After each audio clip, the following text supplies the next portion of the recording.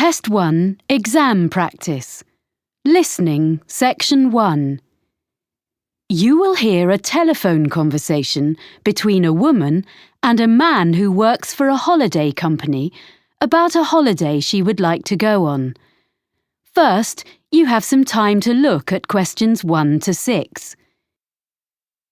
Pause the recording for 30 seconds.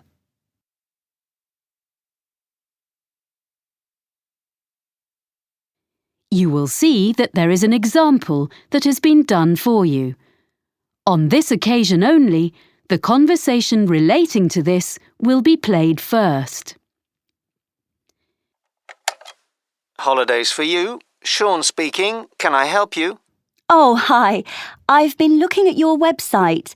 I'm interested in a cycling holiday in Austria in April. We have 2 trips in April. One lasts 14 days and the other 10 days. I think the 10-day trip is better. So let's see. I've got a calendar here. What are the dates? The length of the trip that the woman chooses is 10 days, so 10 has been written in the space. Now we shall begin. You should answer the questions as you listen because you will not hear the recording a second time. Listen carefully and answer questions 1 to 6. Holidays for you. Sean speaking. Can I help you? Oh, hi. I've been looking at your website. I'm interested in a cycling holiday in Austria in April. We have 2 trips in April. One lasts 14 days and the other 10 days. I think the 10-day trip is better. So let's see. I've got a calendar here. What are the dates? Well, that trip is in the middle of the month. It starts on the 17th of April and it finishes on the 27th.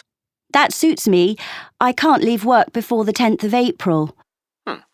Let me see if there are any spaces. Is it just for yourself? Myself and my sister, so 2 of us. Yes, we have spaces. Is it a big group? At the moment, there are 12 people booked on this trip, and with you 2, that will be 14. The maximum number is 16, so it's almost fully booked. We can't go over that because it's hard to keep a larger group together. I need to check that I'm fit enough for this, but the distances look okay. The website says we'll ride approximately 45 kilometres a day. Is that right? That's correct, and I've got the exact distances here. It really depends on which part of the trip. Some days are only 35 kilometres, and some are more, but you'll never have to cycle more than 50 kilometres in one day. Oh, okay. I can manage that. And we stay in hotels? Yes, they all have restaurants, and the rooms have ensuite facilities. And do they have pools? It's how I relax after a long day. There is a swimming pool in a few of the hotels, but none of them has a gym. I don't think we'll need a gym after all that cycling. I'd better find out how much the holiday costs before I get too excited. Including flights, it's £1,177 for one person. Oh, we'll book our own flights on the internet. That's just £1,013 then. And we can book insurance for you if you want. And which meals are included in that price? Well, breakfast, of course, and the hotels will provide you with a packed lunch each day. We do stop during the afternoon in a village somewhere for a rest, so any snacks you buy then are extra. Then dinner will be in the hotel every evening, and that's included in the price of the holiday. Before you hear the rest of the conversation, you have some time to look at questions 7 to 10. Pause the recording for 30 seconds.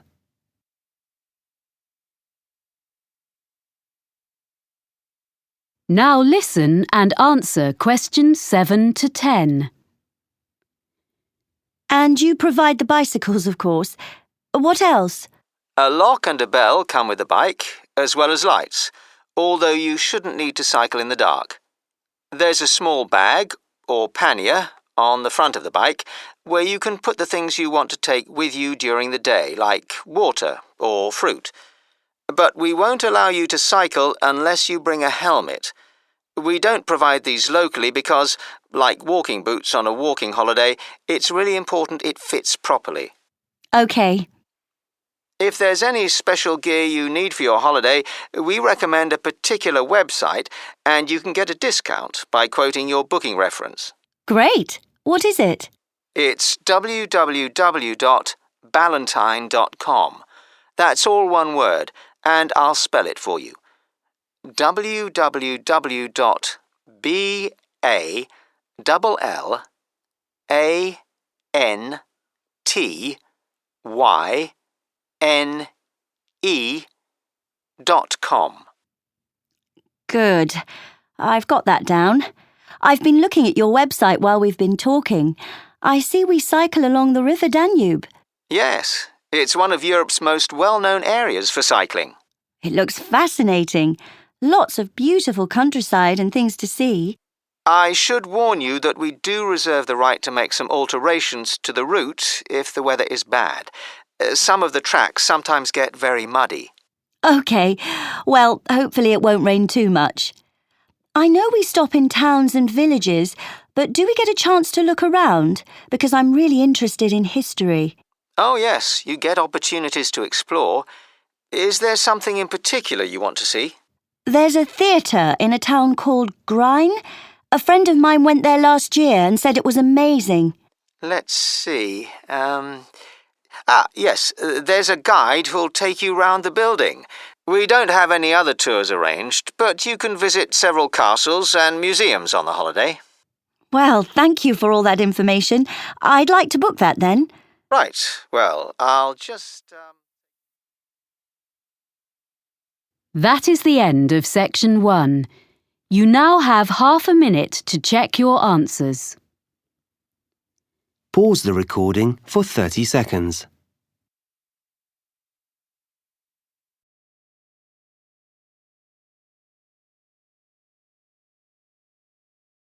Section 2. You'll hear an HR representative of Earn and Learn giving some information about her company. First, you have some time to look at questions 11 to 16.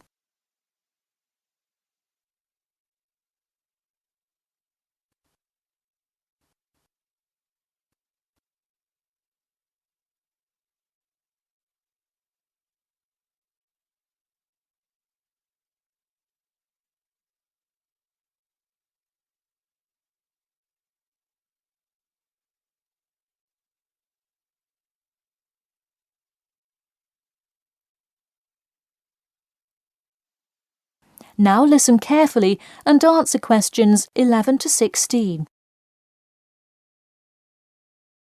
Welcome to all of you. Can everybody see and hear me? Good. I'm Sarah Connor, an HR representative of Earn and Learn.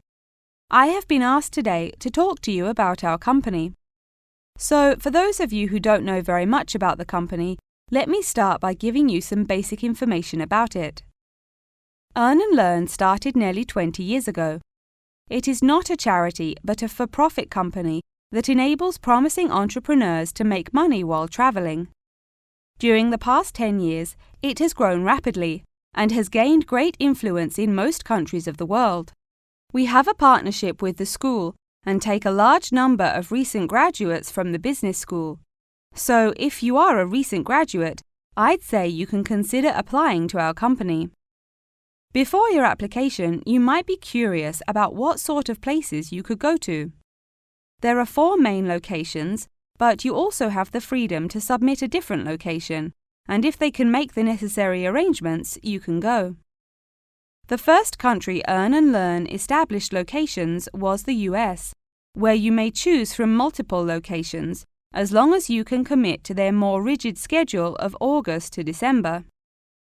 Also, you could do the Australia internship. That one is really cool. You work at a wildlife shelter and learn about the business practices of non-profit organisations. You do have to be willing to commit 8 months for that one, though.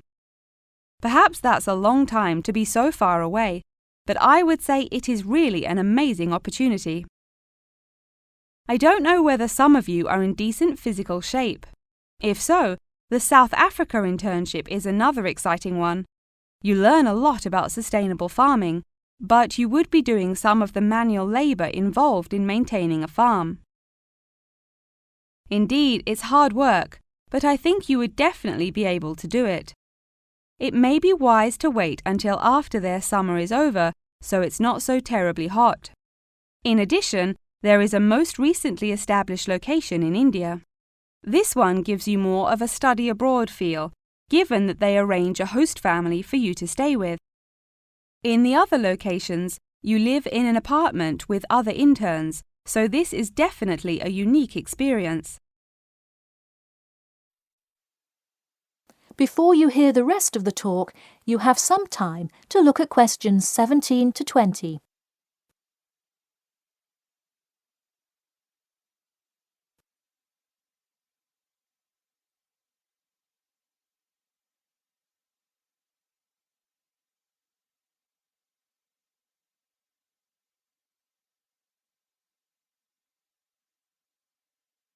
Now listen and answer questions 17 to 20.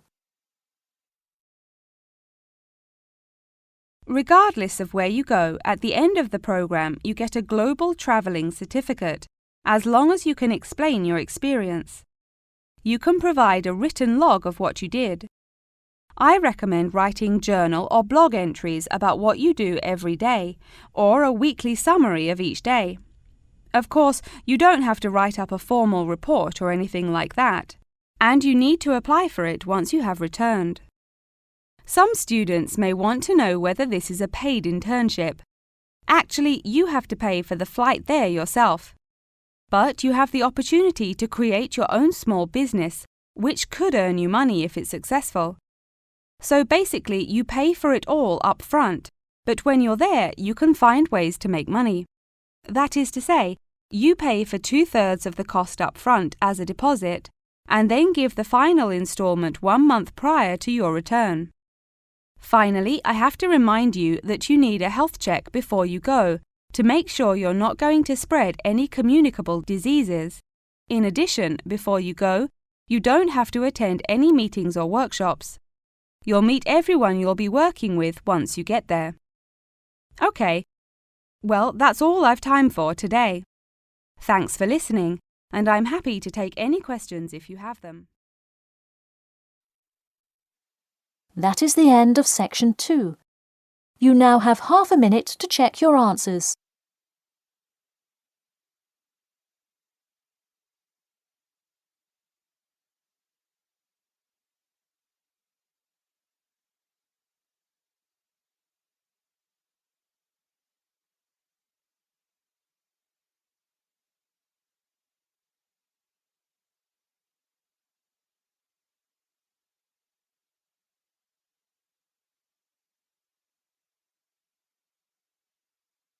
Now turn to section 3.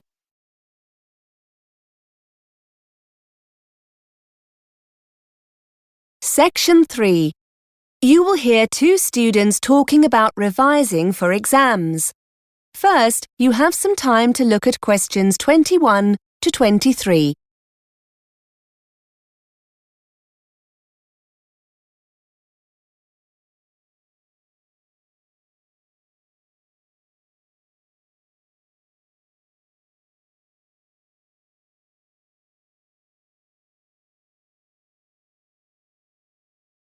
Now listen and answer questions 21 to 23. Elaine, have you seen the exam timetable? They've just put it up on the department notice board. Yeah, I've just come from there. I must be honest, I'd put the thought of exams to the back of my mind. Now the dates are there, it all seems a little scary. Have you been revising much? No, not really. We've got a month, so I'm going to really get going on it now. Why don't we try and work together? Yes, let's meet a few times a week. I don't like working on my own. I never seem to be able to focus properly. What about Tuesday and Thursday? Oh, no, I have a late seminar on Tuesday. Monday and Thursday? What about that? Yes, that'll be okay. How do you go about revising? Have you got any tips? Well, our tutor said we shouldn't start background reading or writing notes until we're clear in our mind what we need to revise. He said start with a revision timetable so we know what to revise and when. That sounds sensible. Then we can use the timetable to work independently. It'll help us to make sure we're both working on the same subjects. We can make that the first thing to do in our first session. Write up a timetable. OK. I reckon the kinds of things we can do on our own in between meetings are things like arranging our materials, lecture and seminar notes, handouts, feedback from our tutors, that kind of thing. If we arrange all these by subject, according to the timetable, it'll help us get organised. Before you hear more of the conversation, you have some time to look at questions 24 to 30.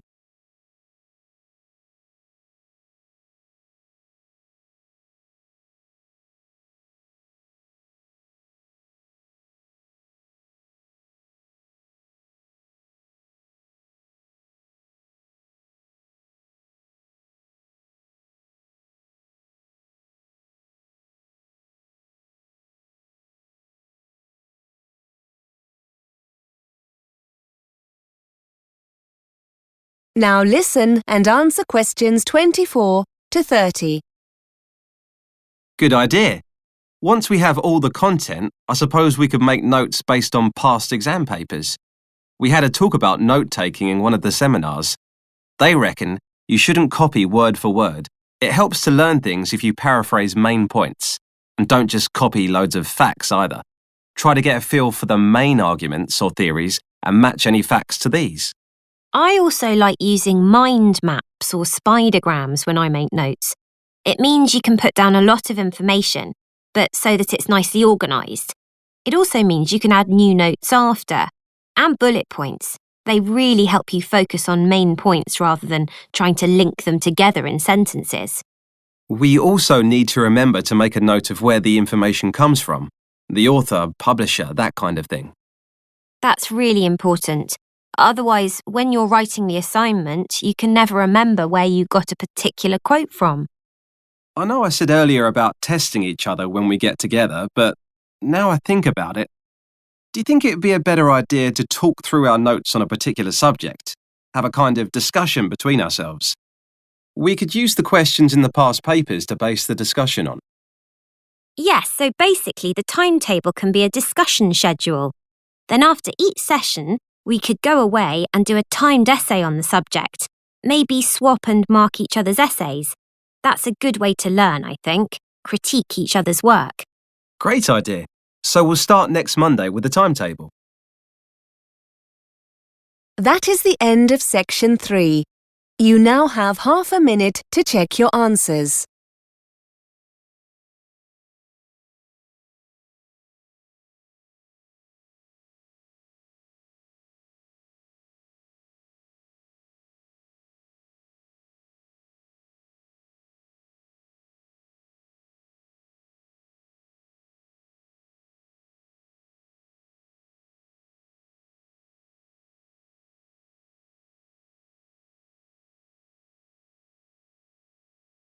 Now turn to section 4.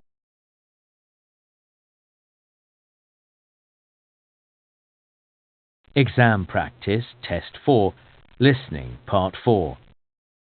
You will hear an anthropology student giving a talk about traditional Polynesian navigation. First, you have some time to look at questions 31 to 40.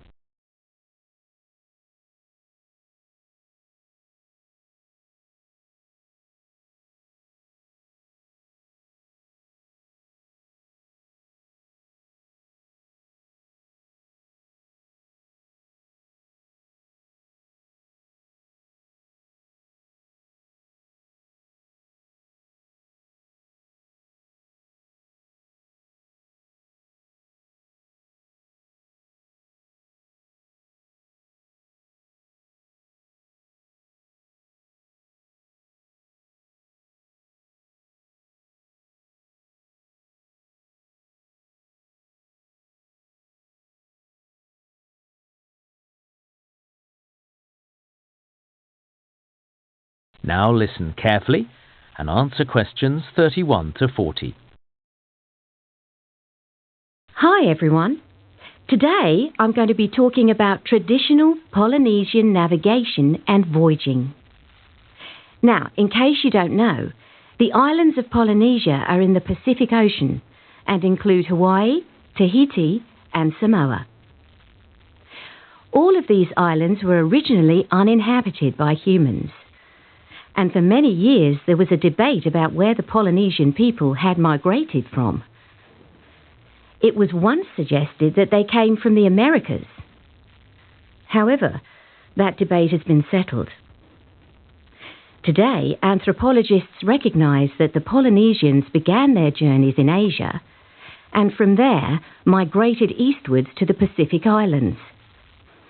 It's believed all the Polynesian islands had been settled by the 13th century. When European explorers arrived in the Pacific in the 17th and 18th centuries, they were impressed by the local canoes.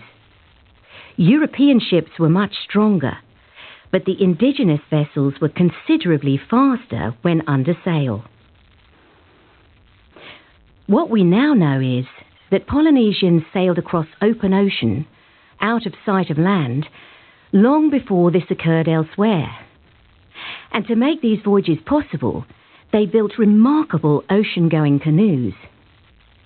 The canoes had two hulls, so are sometimes called catamarans.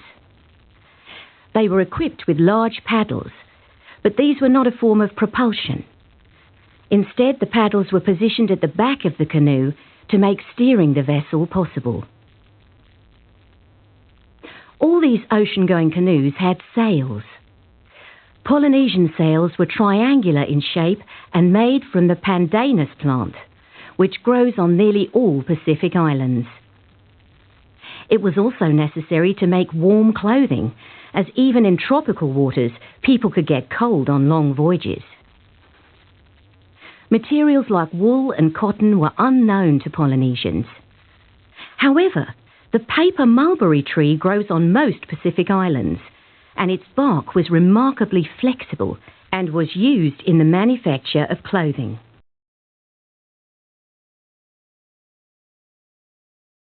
Next, we come to the issue of navigation at sea. How did Polynesians find their way once they were out of sight of land? We know that they did not have the magnetic compass, which told other navigators which direction was north. But the Polynesian navigators understood where numerous stars rose and set on the horizon. And using this, they could identify 32 different directions.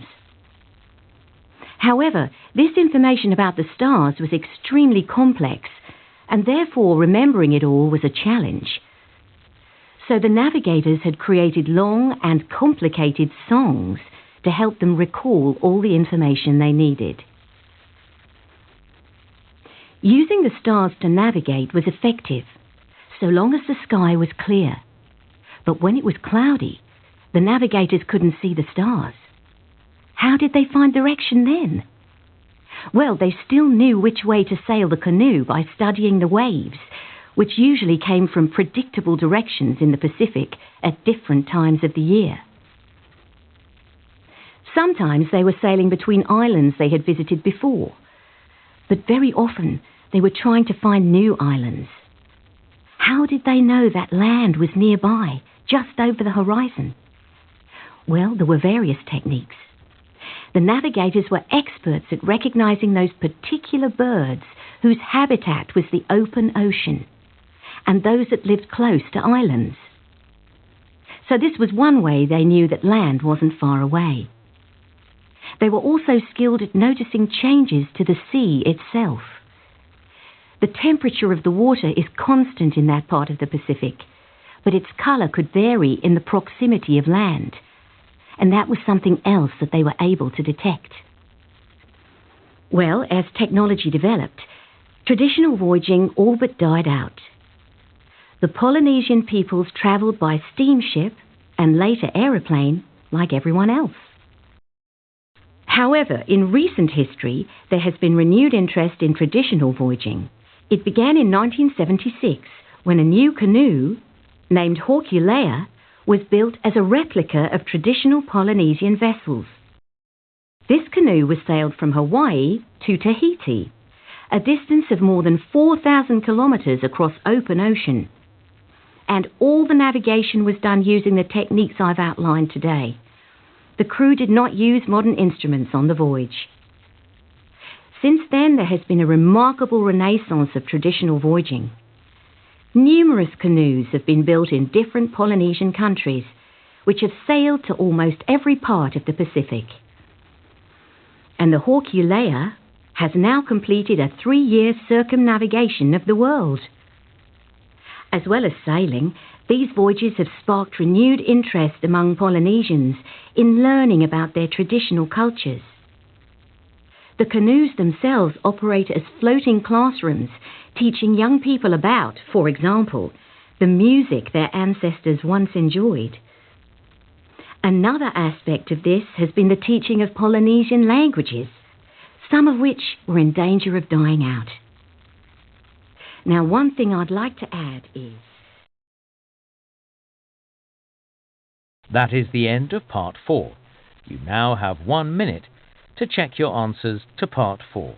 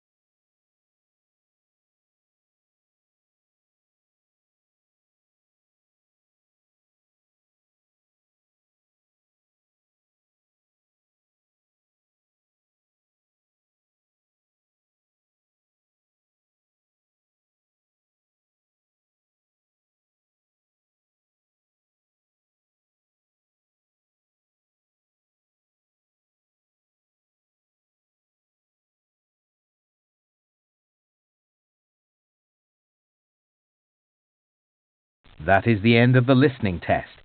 In the Ielts test, you would now have 10 minutes to transfer your answers to the answer sheet.